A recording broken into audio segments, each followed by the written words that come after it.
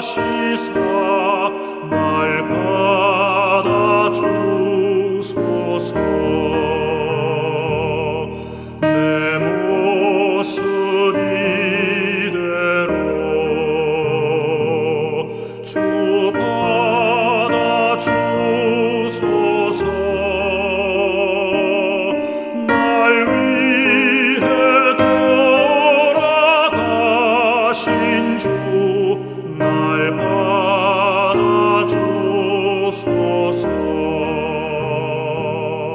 큰 죄에 빠져 영죽을 날 위해 피 흘렸으니 주 형상대로 빚으사 날 받아주소서. 내 모습 이대로 주 받아주소서.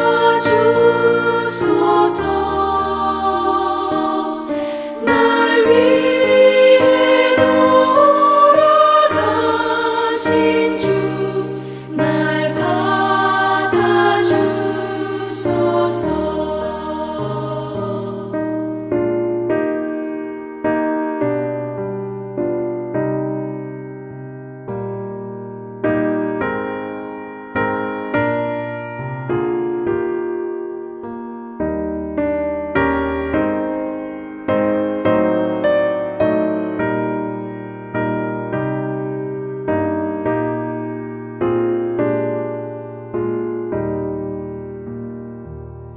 내 힘과 결심 약하여 늘 깨어지기 쉬우니 주 이름으로 구원해 날 받아주소서. 내 모습 이대로 주 받아주소서.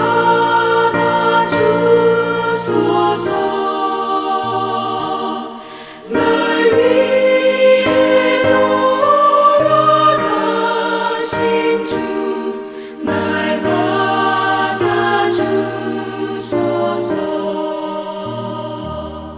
내 주님 서신 발 앞에 나 꿇어 엎드렸으니 그 크신 역사 이루게 날 받아주소서. 내 모습 이대로 주 받아주소서. 날 위해 돌아가신 주 날 받아주소서. 아멘.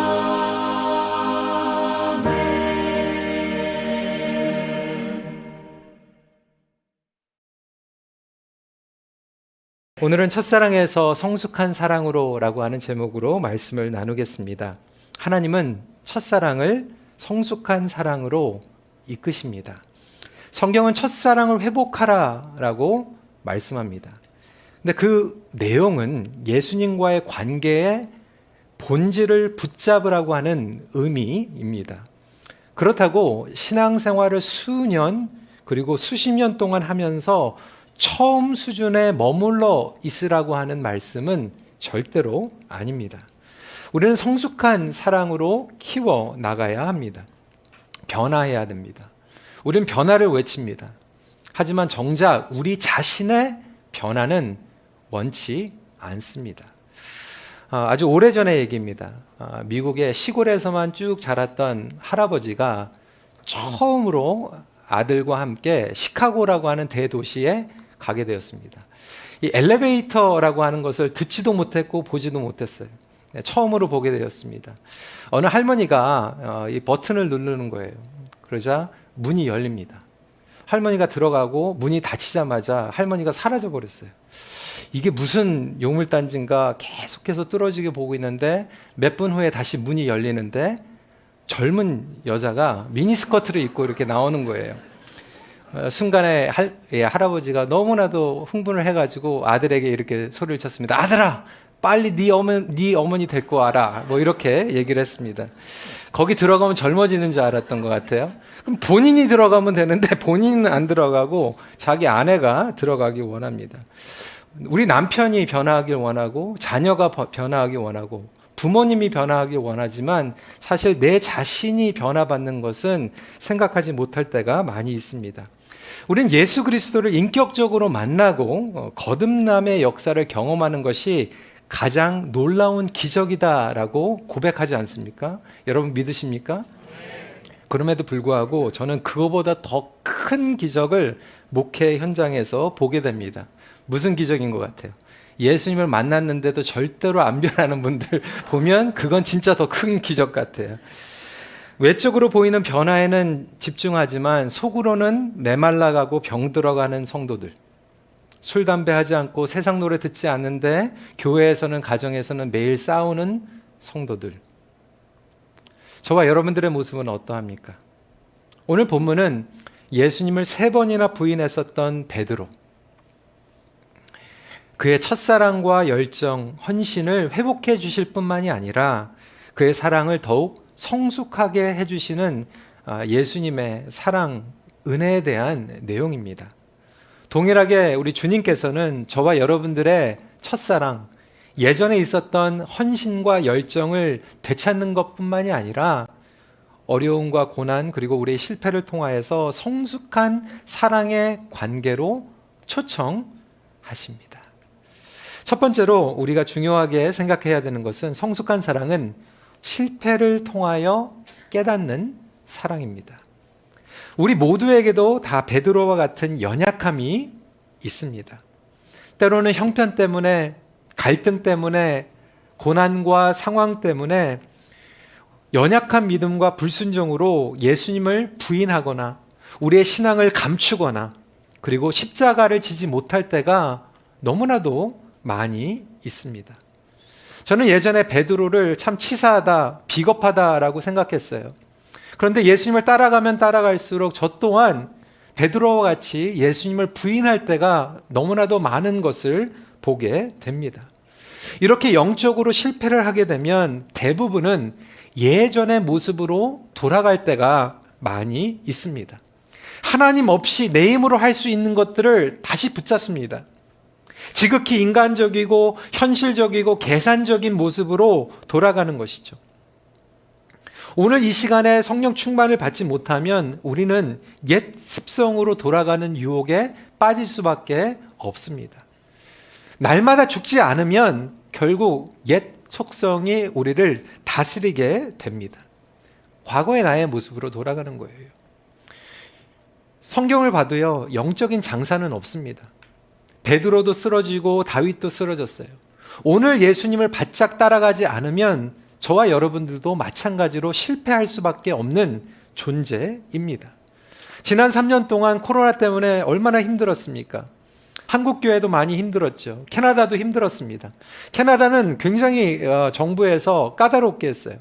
교회도 모이지 못했지만 식당도 모이지 못했고요.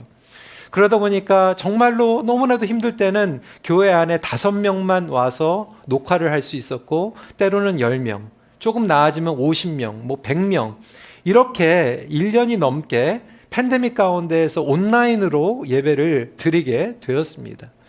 수십 년 동안 수대째 신앙의 유산을 물려받고 예배를 드렸던 장로님들의 고백이에요. 권사님들의 고백이에요. 처음에는 예배를 정장을 입고 드렸는데 나중에는 침대에 누워서 예배를 드리게 되고요. 당뇨병 때문에 점심 드시면서 예배를 드리기도 하고요. 예배의 모습 가운데, 헌신의 모습 가운데에서도 실패하고 또 무너진 그런 모습들을 많이 보게 되었습니다. 저와 여러분들에게 예외는 없다라고 하는 것이죠. 베드로도 마찬가지였습니다. 그는 예수님을 만나고 사명을 받았어요. 고기를 잡는 인생이 아니라 사람을 낚는 업으로 부르심을 받았습니다. 그런데 예수님과 함께 동행하지 못했을 때 결국 주님을 부인할 수밖에 없었고, 그는 다시 생계를 위해서 고기를 잡는 어부의 옛 모습으로 돌아가 버린 것입니다. 베드로는 사람을 이끄는 리더십의 은사가 있었어요. 그 좋은 리더십을 가지고 예수님이 부활하신 소식을 들었을 때 예수님을 찾아서 가야 되는데 오히려 제자들을 이끌고 고기 잡는데 리더십을 발휘하게 됩니다. 이렇듯 예수님과 거리가 멀어질 때 겪게 되는 실패감, 죄책감, 좌절감은 저와 여러분 우리로 하여금 옛 모습으로 돌아가도록 유혹한다라고 하는 거예요. 예수님을 처음 만나 그 사랑과 열정으로 신앙생활 하다가도 시험 때문에, 고난 때문에, 관계 때문에 예전 모습으로 돌아간 성도들의 이야기들을 수도 없이 많이 듣게 됩니다. 여기서 흥미로운 사실은 베드로가 고기를 잡으러 나갔는데 밤새 아무것도 잡지 못했다는 거예요. 성경을 많이 읽어보신 분들은 아마도 누가복음 5장의 모습을 기억하실 거예요. 베드로와 예수님을 만났을 때 똑같은 장면이 연상이 될 거예요. 그때에도 밤새 수고했지만 베드로는 물고기를 잡지 못하였습니다. 오늘 이 요한복음 21장에 나온 밤새 수고했지만 물고기를 잡지 못한 것은 우연이 아니라고 하는 거예요. 베드로에게 깨달음을 주시기 위해서 하나님께서 절묘하게 세팅하신 것입니다. 저와 여러분들이 팬데믹 가운데에서, 홍수 가운데에서 우리의 관계가 무너지고 사업이 무너지고 우리가 밤새 수고했지만 물고기는 아무것도 없고 우리가 가지고 있는 이 배가, 가정이, 사업처가, 관계가 텅 비어 있는 것 같은 그 시간은 우연이 아니라 하나님께서 우리로 하여금 실패를 통하여서 깨달음을 주시기 위한 세팅인 줄 믿으시길 바랍니다. 밤새 아무것도 잡지 못한 베드로와 제자들에게 주님께서 말씀하십니다. 6절이죠. 그물을 배 오른편에 던지라, 그리하면 잡으리라. 그물을 오른편에 던지자마자 엄청나게 많은 물고기를 잡았습니다. 요한이 주님이라고 알리자 베드로는 배도 물고기도 내버려둔 채로 다시 바다에 뛰어들어서 육지에 계신 예수님께 갑니다. 여러분, 물고기는 어떡합니까? 배는 어떡합니까? 베드로는 알고 있었던 거예요. 물고기는 나중에라도 얼마든지 잡을 수 있는 거예요. 배가 중요한 게 아니에요. 이것을 베드로가 다시 한번 깨닫게 되는 거예요. 주님께서 다시 찾아오시면 잃어버린 우선순위도 바뀌게 됩니다. 엉망으로 무너졌던 우선순위도 회복되게 됩니다. 여러분, 저와 여러분들이 그걸 알지 않습니까? 예수님 만날 때 우리는 그걸 알았어요. 배도 중요한 게 아니고 물고기도 중요한 게 아니라 예수님이 전부입니다. 그런데 어려움이 찾아오게 되면 우리는 또 똑같은 모습으로 돌아가서 그 배를 붙잡고 물고기를 붙잡게 된다라고 하는 거예요. 베드로는 패배의식에 사로잡혀 있을 거예요. 우리의 꿈이 무너지거나 이루어지지 않을 때, 두드렸던 문들이 계속해서 막혀 있을 때, 자신이 무능력하다고 느낄 때, 삶의 목적을 잃어버렸을 때 이러한 패배의식을 경험합니다. 우리의 삶 가운데서 영적으로나 관계적으로, 사회적으로, 신앙적으로 패배의식에 헤어나지 못하는 분들이 있을 수 있습니다. 중요한 것은 이러한 패배의식, 실패감 가운데 젖어 있었던 베드로를 부활하신 주님께서 찾아오셨습니다. 그리고 동일하게 주님께서는 저와 여러분들에게 찾아오십니다. 회복은 물고기에 있는 게 아니에요. 배를 고치는 데 있는 게 아니에요. 주님을 다시 만나면 다른 것들은 주님께서 해결해 주십니다. 어떤 분들은 어려운 가운데서도요, 이렇게 주님을 다시 만나요. 어려운 가운데 성령 충만을 받습니다. 그런데 어떤 분들은 풍요로운데 영적으로 텅 비어 있어요. 어떤 분들은 팬데믹 가운데 성령 충만을 받고요, 어떤 분들은 팬데믹 가운데 영적으로 무너져 있어요. 어떤 분들은 병에 걸렸는데도 주님의 은혜를 깨닫고요. 어떤 분들은 건강한데도 주님 없이 살아가려고 해요. 꿈이나 소원, 목적이 이루어졌다고 축복을 받은 게 아니에요. 중요한 것은 실패를 통하여서 내가 깨달을 수 있는가? 우리가 끝까지 붙잡아야 하는 것은 가장 소중한 예수 그리스도라고 하는 것을 깨닫는 것이 가장 놀라운 축복입니다. 실패한 베드로, 수치심과 죄책감 가운데 사로잡힐 수밖에 없었던 그가 뛰어서 예수님께 달려갔다라고 하는 그것은 얼마나 큰 축복인지 모릅니다. 7절이죠. 주님이시라 하니 시몬 베드로가 벗고 있다가 주님이라 하는 말을 듣고 겉옷을 두른 후에 바다로 뛰어 내리더라. 베드로가 배에서 뛰어내려서 예수님께 달려가고 있어요. 뻔뻔한가요? 얼굴이 두꺼운가요? 아닙니다. 저는 엄청난 실수와 잘못과 죄를 저지른 후에도 예수님께 달려갈 수 있다라고 이 본문에 큰 은혜를 받습니다. 베드로는 예수님이 누군지 알았던 거예요. 어떤 처지에 있을지라도 주님께 달려갈 수 있는, 그분께서는 우리를 받아주시는 분이다. 그것을 인정하고 달려가는 것이 축복의 지름길인 줄 믿으시기 바랍니다. 여러분, 실패하고 무너진 그 가운데에서도요, 주님이시다라고 들으면 그때 배도 물고기도 보지 않고 주님 앞에 달려갈 수 있는 저와 여러분들이 되시길 주님의 이름으로 축원합니다.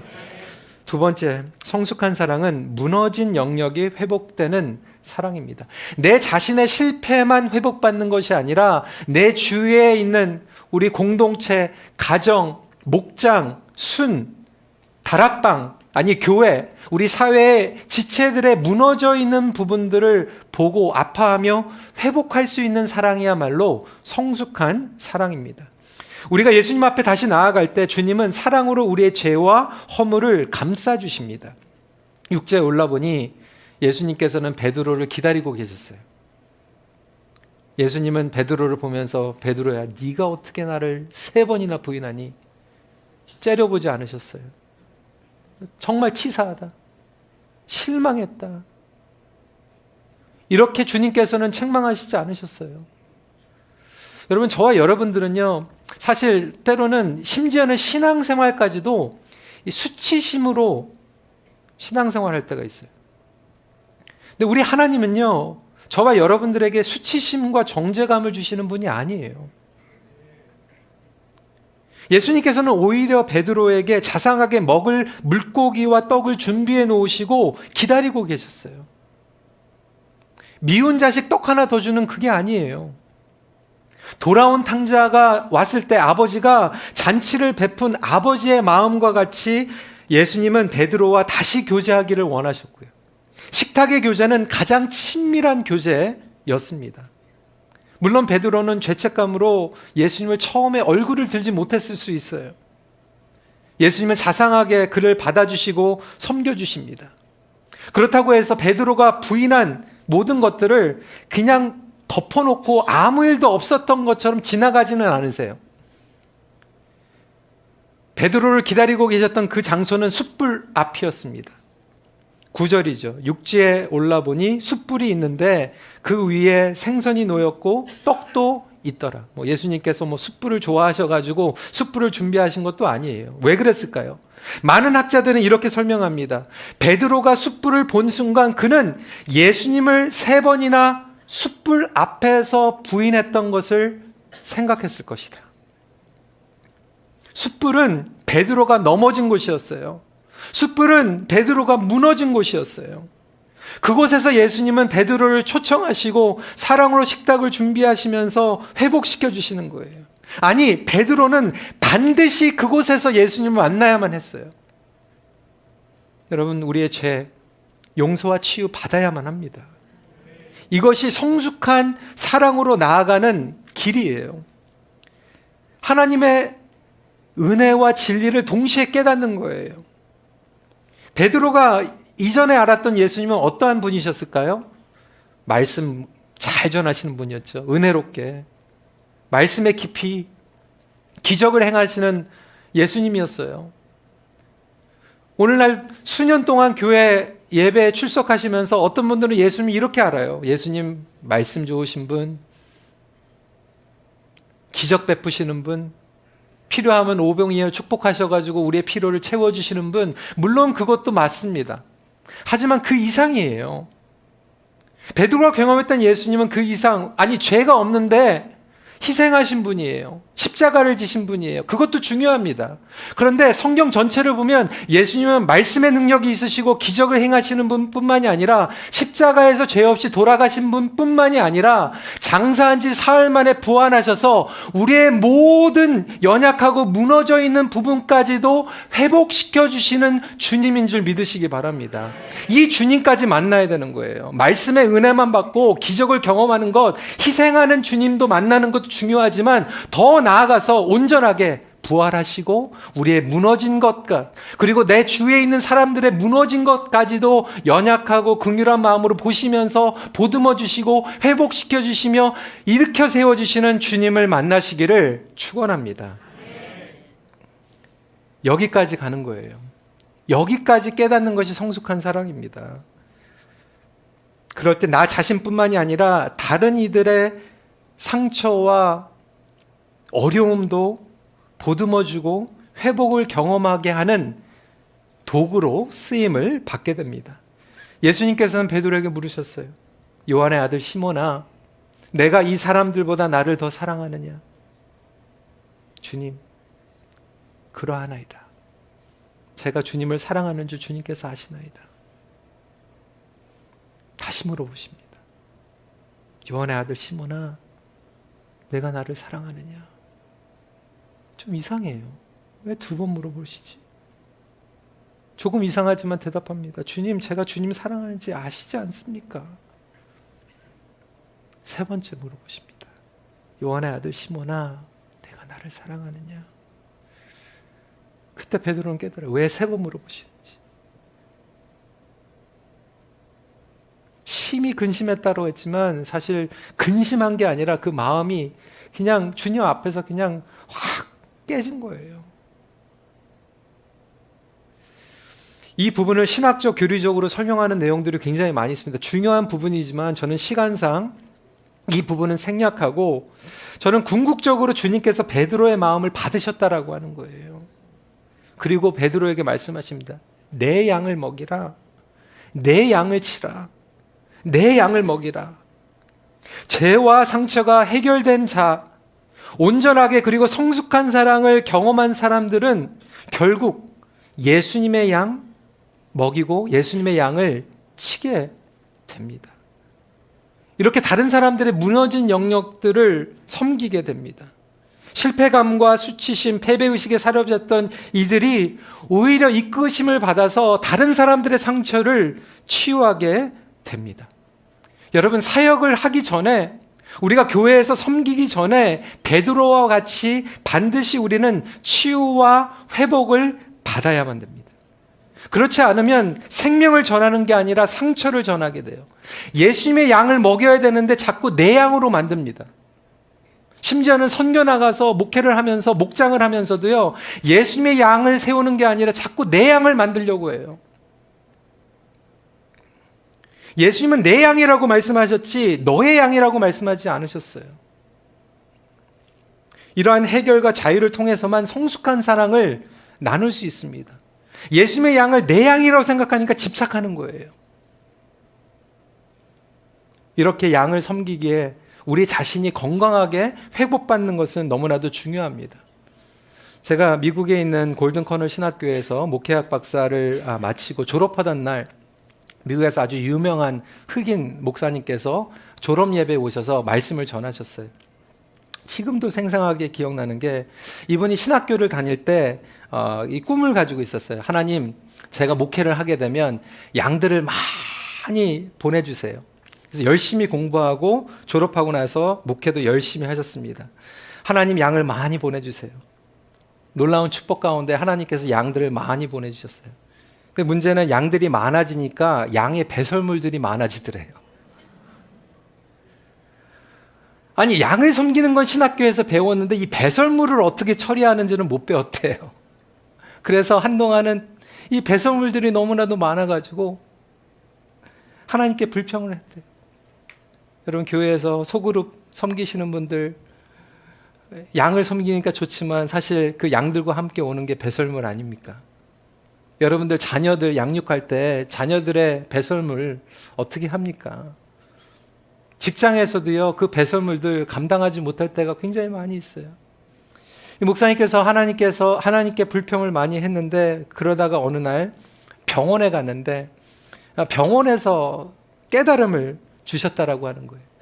병원에 가니까 중요한 수술을 하거나 검사를 할 때 먼저 검사를 하는 게 배설물이라는 거예요. 소변, 대변. 그 배설물을 검사를 해가지고 건강 상태를 체크하고, 심지어는 큰 수술을 하고 나서 퇴원을 하기 전에 배설물을 먼저 확인을 하고 퇴원을 시킨다라고 하는 거예요. 이때 깨달은 거예요. 야, 의사가 이 배설물을 피하는 게 아니라 잘 살펴봐서 그 환자의 건강도를 체크하는 것처럼 우리의 삶 가운데에서도 그 사람의 배설물을 관찰을 하면 오히려 그 사람의 영혼의 건강도를 확인할 수 있다라고 하는 거예요. 그럼 아이들 기저귀 갈아보세요. 뭘 먹었는지 기저귀 보면 나와요.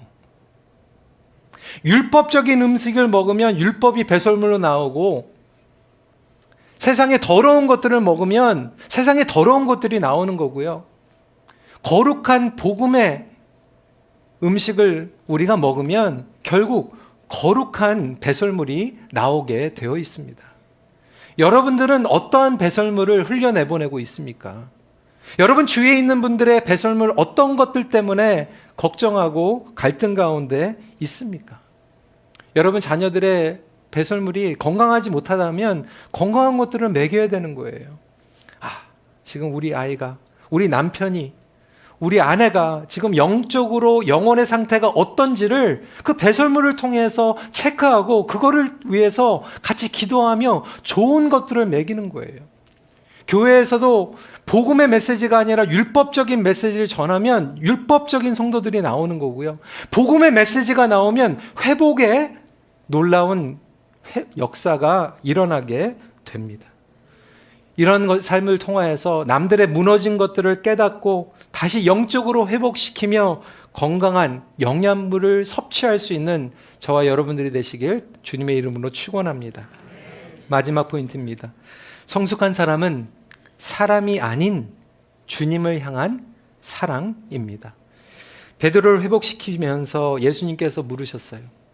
15절이죠. 내가 이 사람들보다 나를 더 사랑하느냐?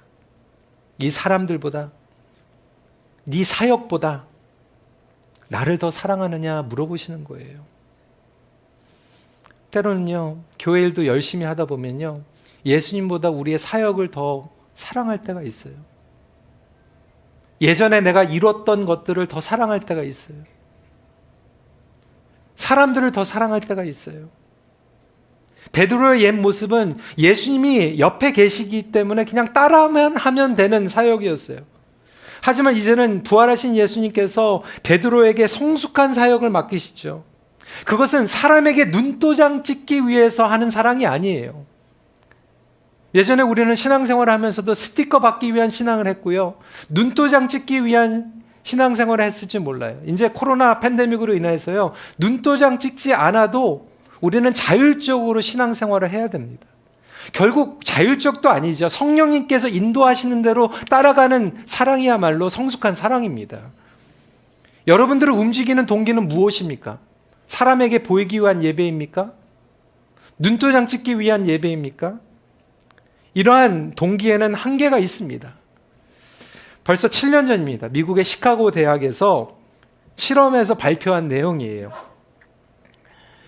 6개국의 미국, 캐나다, 남아프리카, 터키, 요르단, 중국에 있는 5살부터 12살까지의 아이들 1000명을 뽑아가지고 실험을 했어요. 어떤 실험이냐 하면 아이들에게 30개의 스티커를 다 나눠줬어요. 그리고 나서 아이들에게 이렇게 설명합니다. 그 중에 너희들이 좋아하는 10개 스티커는 너희들이 킵하고 나머지 20개는 마음대로 하고 나눠주고 싶으면 나눠줘라 라고 한 거예요.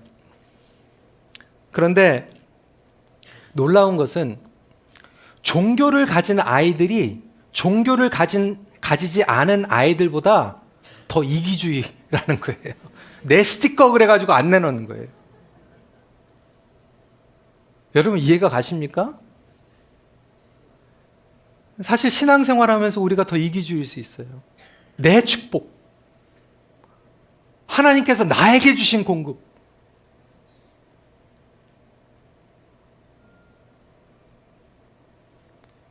옆에 집은 떠내려갔는데 하나님 우리 집을 사랑해 주셔서, 우리는 이렇게 기도하잖아요.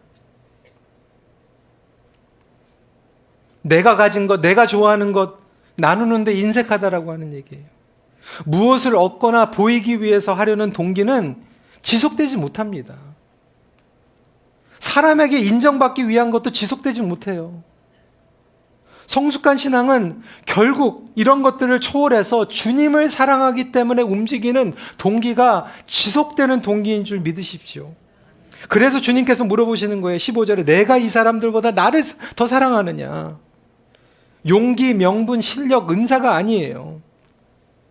내가 다른 사람들보다 더 용기 있냐? 내가 다른 사람들보다 더 실력이 있냐? 그렇게 묻지 않으셨어요. 여기에서 반드시 주목해야 할 사실은 예수님을 사랑할 때 온전히 예수님의 양을 섬길 수 있다라고 하는 거예요. 제가 잠깐 저를 소개할 때 말씀을 드렸지만 저희 큰빛교회는 이대 이면수 목사님 목회하실 때 폭발적으로 성장했어요. 캐나다에서 가장 우리 한인들이 많이 모이는 그러한 교회입니다. 하나님께서 놀라운 축복을 해주셨어요. 근데 목사님께서 이제 선교의 사명을 가지시고 북한 선교 때문에 조기 은퇴를 선언하죠. 60세에 조기 은퇴를 선언했어요. 많은 분들이 걱정하셨죠. 이면수 목사님이 안 계시는 큰빛교회 상상할 수 없다. 그것도 이제 영어 목회만 하던 제가 이제 처음으로 한국어 목회를 하니까 얼마나 두렵고 떨리겠어요. 영어 목회하고 또 한국어 목회하고 완전히 다르지 않습니까? 그래서 제가 3대 목사로 청빙이 되고 딱 결정되고 2달 만에 목사님과 1년 동안 같이 리더십 계승을 하기로 그렇게 되어 있었는데 2달 만에 목사님께서 북한에 2주 선교 가셨다가 억류가 되셔가지고 2년 7개월 동안 계셨어요. 아니 그냥 정상적으로 승계를 받아도 어려운 상황 가운데에서 정말 2년 7개월이 어떻게 갔는지 몰라요. 너무나도 힘들었어요. 그래도 감사했던 것은 하나님께서 우리 교회를 기도하게 만드셨어요. 나이 드신 분들이 얼마나 저를 불쌍하게 여기셨는지 제가 긍휼함의 은혜를 받아가지고 우리 어르신들이 저를 위해서 새벽마다 기도해 주셨어요. 이면수 목사님 위해서 기도하시고 노희성 목사를 위해서 기도하시고.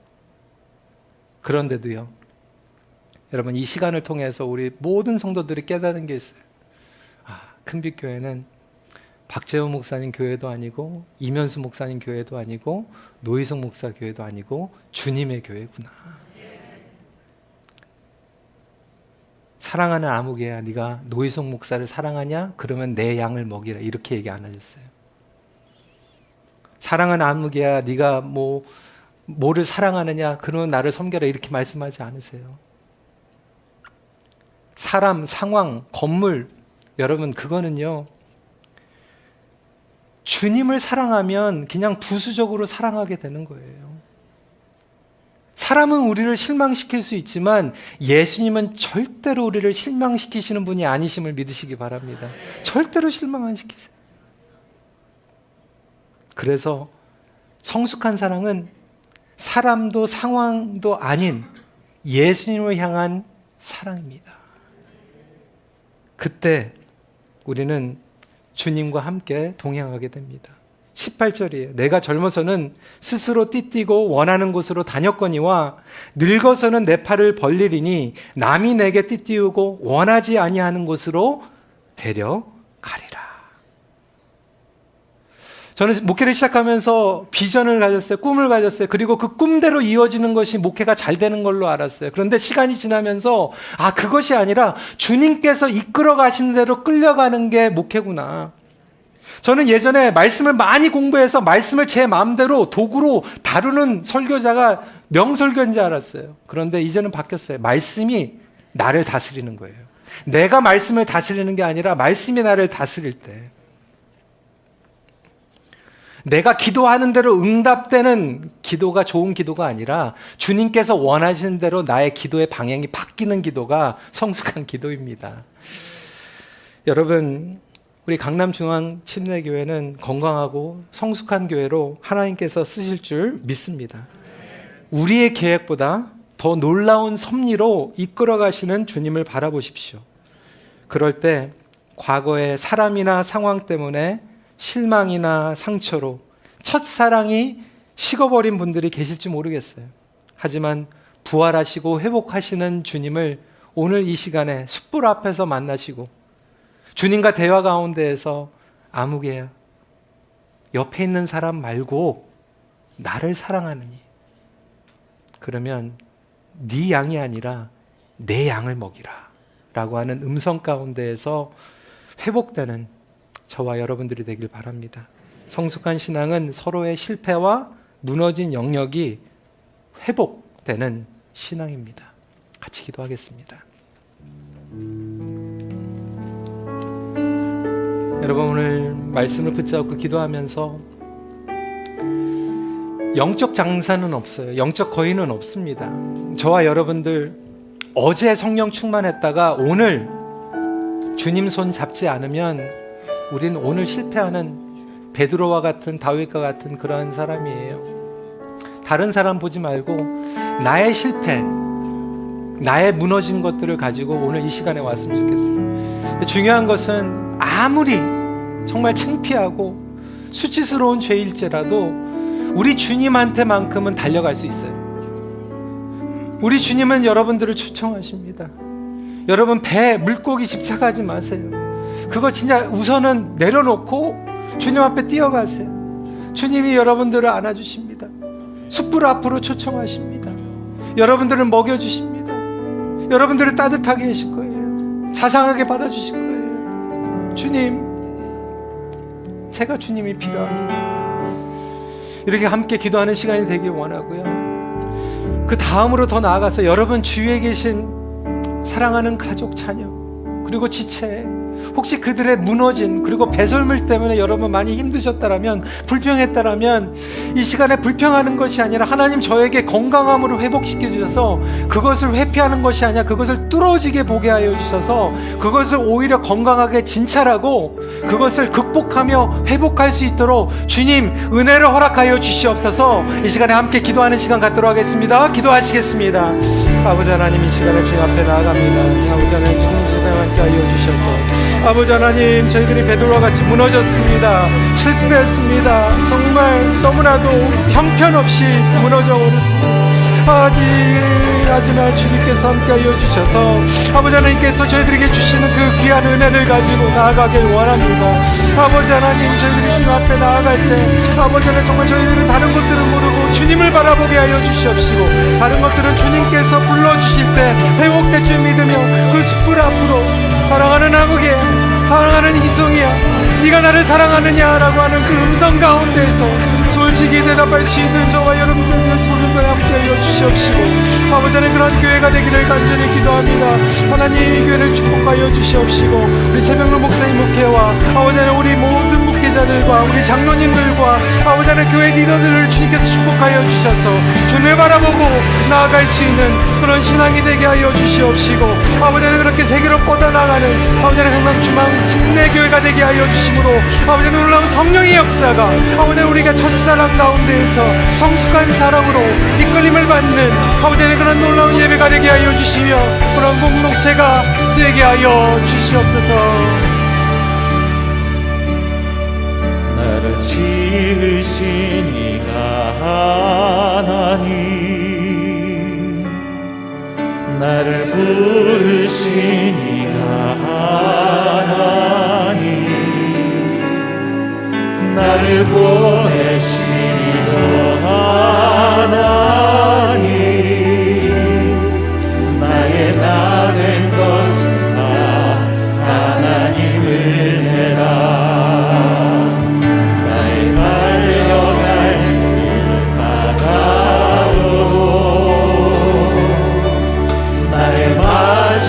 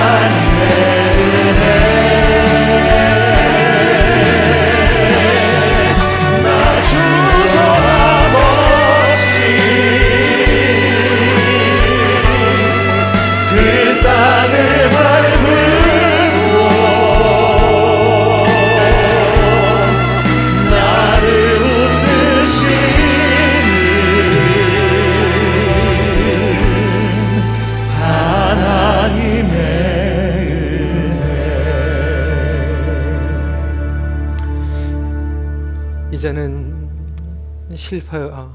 무너진 가운데에서도 우리를 부르시고 회복시켜 주시는 예수 그리스도의 은혜와 그 어떤 것도 끊을 수 없는 하나님의 사랑하심과 우리로 하여금 다시 주님 앞에 뛰어가며 또 성숙한 사랑으로 이끌어 주시는 성령님의 감화 감동하심이 다시 한번 다른 것들을 바라보는 것이 아니라 주님을 바라보며 주님을 사랑하며 일어나는 주님의 귀한 백성들, 그리고 하나님께서 귀히 쓰시는 강남 중앙침례교회 위에 이제부터 영원토록 함께 하시길 간절히 축원하옵나이다.